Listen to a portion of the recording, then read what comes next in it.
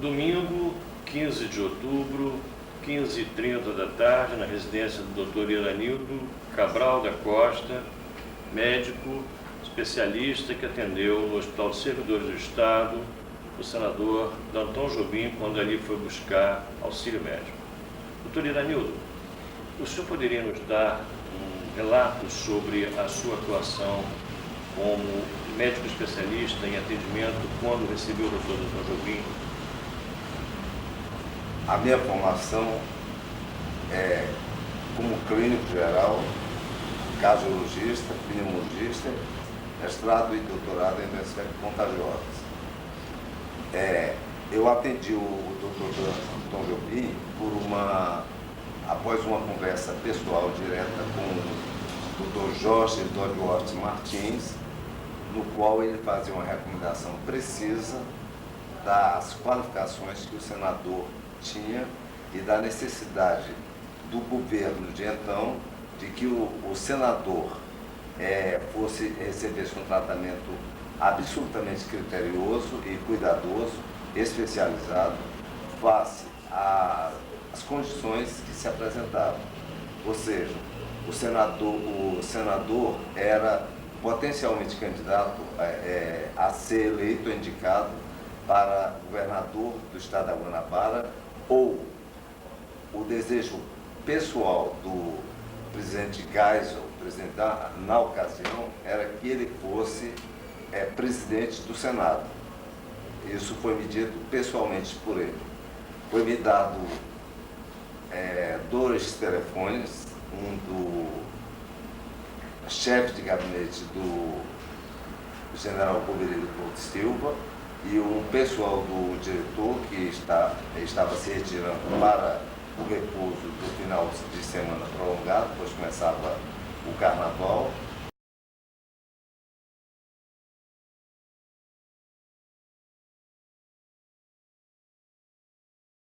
E eu tive acesso ao senador no dia 2 de fevereiro de 1978. O resumo da internação dele, o resumo da internação que foi feita por mim, quando eu assumi, é que ele apresentava uma febre elevada, de cerca de 38 graus centígrados, e ele relatava que essa febre era flutuante, ou seja, não era uma febre contínua. Dores generalizadas, mas não muito intensas, suportáveis, uma adinamia intensíssima, ou seja, uma incapacitação física muito grande, inapetência, ou seja, falta de apetite muito intensa, e ele relatava que o início dessa doença tinha se caracterizado ou se fortalecido mais ou menos há 25 dias atrás. Os achados da emergência condizem mais ou menos com o que eu encontrei naquela ocasião. O exame físico do senador mostrava um estado geral debilitado, uma voz arrastada, lúcido, orientado no tempo e no espaço, os reflexos neurológicos eram normais, o fundo de olho era normal, porque era imprescindível ser visto o fundo de olho dele, porque a doença de suspeita minha inicial era obrigatório o exame de fundo de olho, que dão sinais, assim como das conjuntivas, ou seja, das mucosas e conjuntivas, assim como a parte de pele também do senador. Apresentava ainda uma extrema palidez cutânea mucosa, uma anemia intensíssima, caracterizada clinicamente. E me parecia que ele tinha o que se chama icterícia, ou seja, com um grau de 1 para 5, ou seja, uma certa cor amarela no branco dos olhos. A ausência de quaisquer lesões dermatológicas em pele e mucosas, como já foi dito. Apresentava no exame pulmonar estertores pulmonares bilaterais nas bases.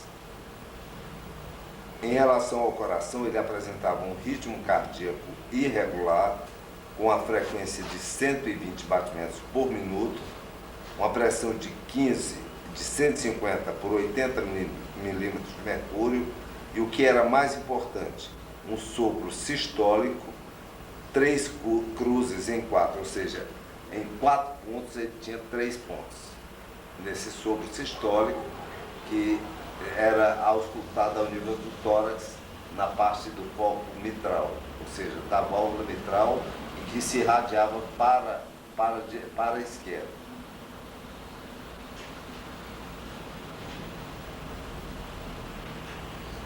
No abdômen ele apresentava o que chama-se hepatomegalia, ou seja, um aumento do fígado 4 centímetros abaixo do rebordo costal direito.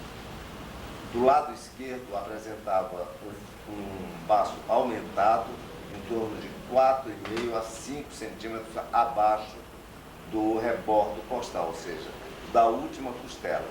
O diagnóstico clínico imediato meu não havia a menor dúvida.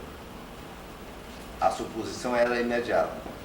O diagnóstico era de endocardite infecciosa, provavelmente por Streptococcus viridans, que é comum em pessoas a partir de uma certa idade, já acima de 60, 70 anos, e que normalmente essa bactéria se aloja ao nível dos dentes, da dentadura ou da boca, e pode cair por algum acidente na circulação e atingir a válvula e causar endocardite, passar despercebido pela maioria dos cardiologistas, principalmente quando o cardiologista não tem uma formação clínica.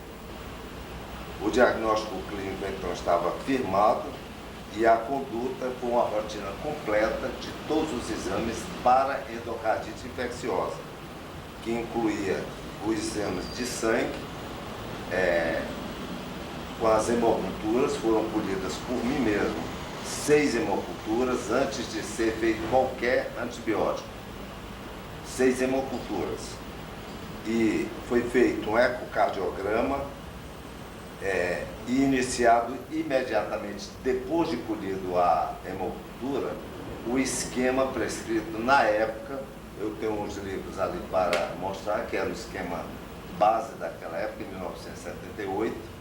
Então foi o esquema de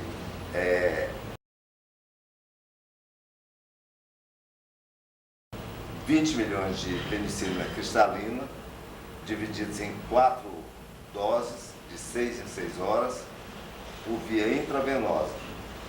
Como isto poderia se tornar extremamente doloroso, então nós tínhamos que ter um acesso venoso, chamamos um cirurgião, foi feita uma dissecção venosa e o poupava de qualquer sofrimento nessa ocasião, que era uma preocupação, e é uma preocupação do médico, evitar o sofrimento, evitar a dor.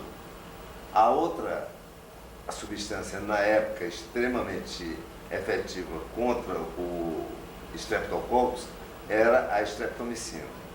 Há que se fazer um reparo, porque a streptomicina, até os 50 anos, deve ser aplicada com muito cuidado, ou seja, normalmente nos casos, por exemplo, ela é basicamente recomendada para o tratamento da tuberculose inicial.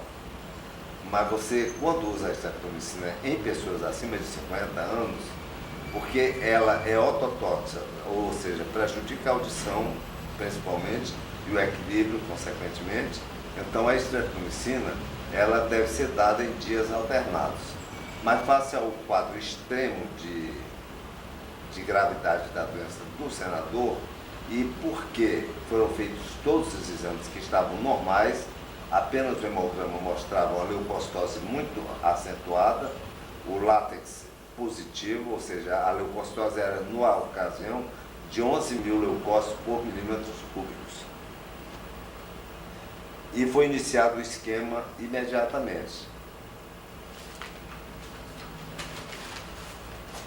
Doutor Iranildo, durante quantos dias o senador esteve hospitalizado no Hospital Servidor do Estado? E como foi a evolução do quadro ao longo desse período?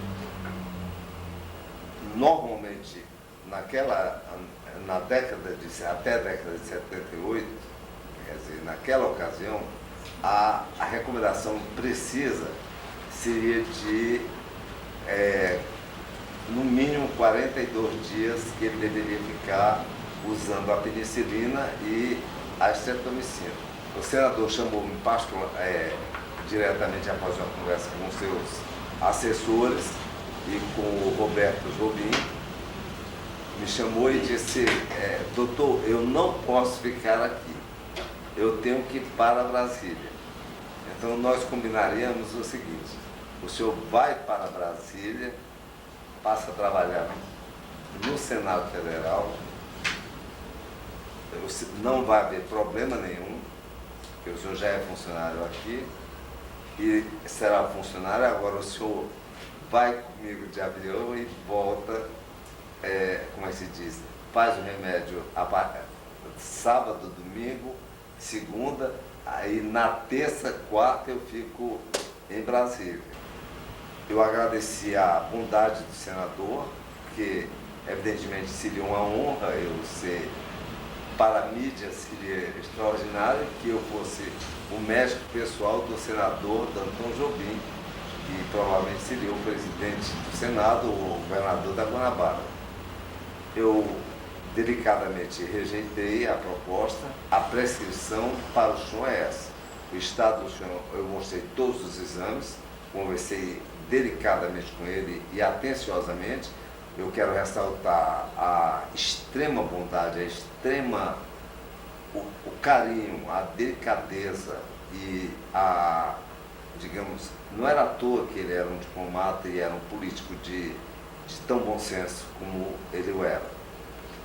Ele então conversou muito com a esposa dele, né, e decidiram acatar a minha decisão.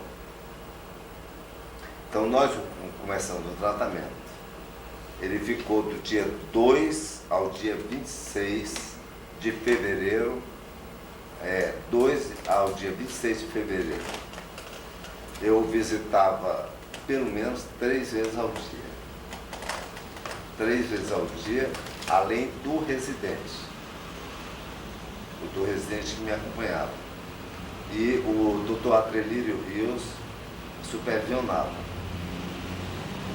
Mas ele estava entregue totalmente aos meus cuidados. A evolução dele foi excelente. Ele andava no quarto, porque ele tinha mobilidade espontânea, natural, porque o acesso ele nos permitia isso, levantava-se da cama, sentava-se na poltrona e foi feito sangue, ou seja, foi feito transfusão sanguínea para ele recuperar as hemácias necessárias, e o tratamento em si resolvia e melhorava, evidentemente, o quadro sanguíneo dele. A morte do Dr. Danton ocorreu, então, quantos dias após? No dia 26 de fevereiro de 78, exatamente. Ele deu entrada no dia 2 de fevereiro. No dia 2 de fevereiro. No dia 26 ele estava muito bem e dizia, não, o senhor é um carcereiro, estava me prendendo aqui à toa, porque eu já estou curado. Eu digo, eu não posso ser responsável. Por quê? Porque essas vegetações da endocardite infecciosa, elas se alojam. E ele, na radiografia, mostrava que tinha na aorta um ateroma, ou seja, uma placa de colesterol fixo na aorta. Eu tenho essa radiografia acessível. Então, no dia 26, por volta de 15h20, eu estava no refeitório, porque eu morava no próprio hospital, e ele apresentava um estado geral bom, mobilizava-se livremente, como eu falei, almoçou por volta de 12 horas, às 14 horas ele recebeu a última dose de streptomicina, às 14 horas, 2 horas depois. Às 15 horas ele recostou-se na poltrona perfeitamente bem, apenas para repousar, conversou largamente com Dona Nadia, amistosamente, com os enfermeiros e com a enfermeira que aplicou a injeção. Sim. E estava se sentindo perfeitamente bem. Sentou-se, ficou algum tempo e logo em seguida ele passou a sentir-se mal. Isso no dia 26. No dia 26 de fevereiro. De fevereiro, às 15 horas e 20 minutos.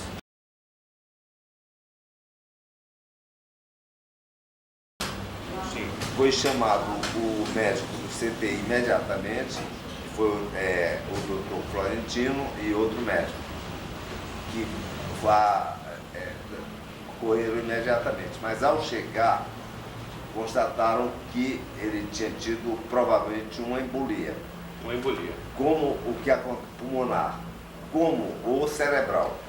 Como eu estava no hospital e as pessoas sabiam onde eu estava, me chamaram imediatamente e eu subi ao nono andar o mais rápido possível. Chegando ao quarto, ainda encontrei os enfermeiros que estavam presentes, Gilberto e Anália, que me disseram que ele subitamente sentiu-se mal e que havia sido chamado do CTI. Mas eu, ao examiná-lo, já constatei que ele estava sem vida. Não houve possibilidade de ressuscitamento, nada? Não foi tentado porque seria inútil.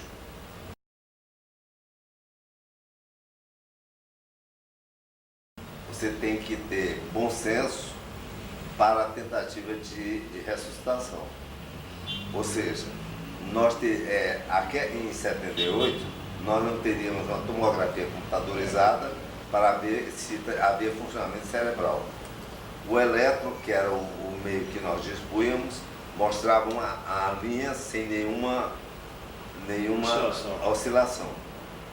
E dar um choque naquelas condições, ou aplicar determinadas doses que hoje nós temos, como a tolbutamina e outras, que todos os cardiologistas, clínicos ou especialistas em CTI conhecem muito bem, evidentemente que naquela ocasião nós não dispunhamos.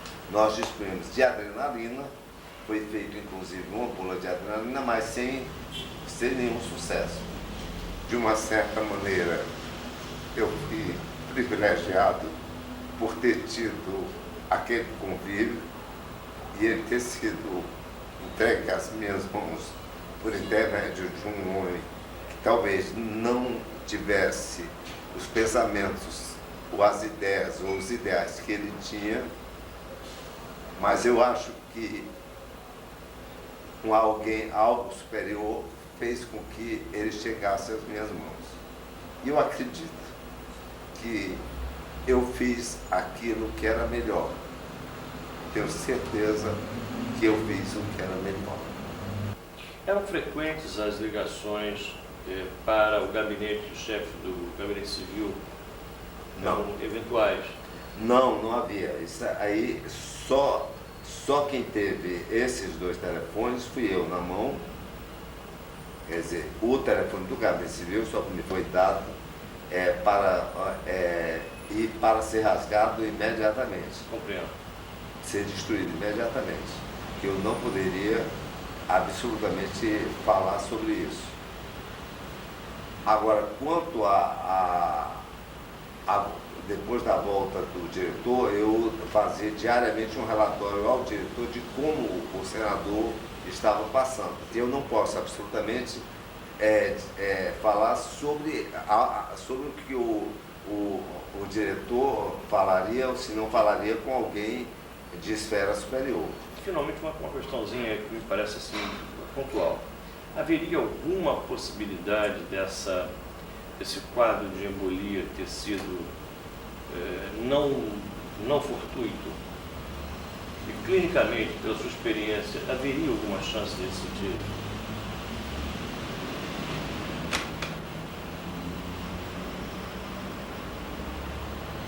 Eu estou com 2 livros aqui, tenho outros livros lá que podem ser consultados. Quem quiser para nós pode consultar os livros. São livros, evidentemente, da época em que mostram a terapia antimicrobiana e a endocardite infecciosa, né? Então, como ela deve ser tratada pelos diversos germes que acometem a pessoa. Na realidade, havia a previsibilidade clara, clínica, de que aquele episódio fortuito acontecesse. A hipótese de algo errado ou algo, digamos, fora de um contexto de normalidade acontecer, isso eu não posso, seria da minha parte assim, errado ou seria uma especulação indevida eu fazê-lo. O que eu só queria pontuar, a entrevista feita hoje, dia 15 de outubro, a partir das 15h30, na residência do Dr. Iranildo Cabral da Costa, do Flamengo, presentes o neto do senador, o empresário Luiz Jobim, jornalista Marcelo Paranhos e estudante de comunicação e jornalismo Beatriz Afonso. José Argolo conduziu a entrevista, com agradecimento ao senhor pela sua boa vontade, a sua atenção.